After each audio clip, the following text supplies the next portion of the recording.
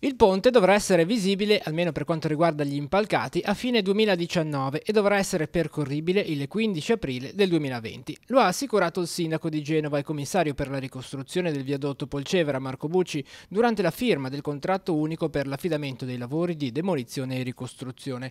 Un bel giorno per Genova, quello di oggi, secondo il primo cittadino genovese. Aziende demolitrici e costruttrici hanno firmato un contratto unico per le 2 fasi del dopo Morandi. Ciascuna avrà le proprie responsabilità. Le scadenze per i cantieri sono indicate nel documento. Il 31 marzo resta la data, ha detto Bucci, in cui inizia la ricostruzione, che avverrà contemporaneamente ai lavori di demolizione già iniziati. Ogni grande progetto ha 3 componenti principali, che sono i tempi, i costi e il risultato, cioè la qualità.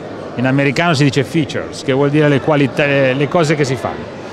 Io non sono preoccupato per nessuno dei 3 più di quanto dovrei essere preoccupato. In altre parole, bisogna sempre stare a controllare tutti i giorni come si è rispetto a tutti questi 3, che sono tempi, costi e qualità. Della squadra non farà parte la genovese Vernazza, ci saranno invece Fincantieri, Salini in Pregiro e il consorzio Omini.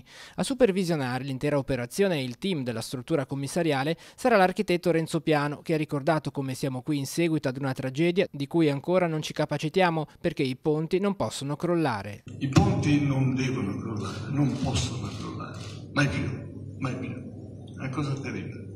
Da quel giorno non pensa ad altro e non sono solo. Nessuno pensa ad altro, pensa che nessuno in questa stanza abbia pensato a qualcos'altro. È una bella collaborazione, questo devo dirlo. Abbiamo cominciato già a lavorare, oggi si firma un documento, ma noi abbiamo già cominciato a lavorare da un po' di tempo. Una collaborazione combattiva, contro i problemi naturalmente, costruttiva, è un bel tempo.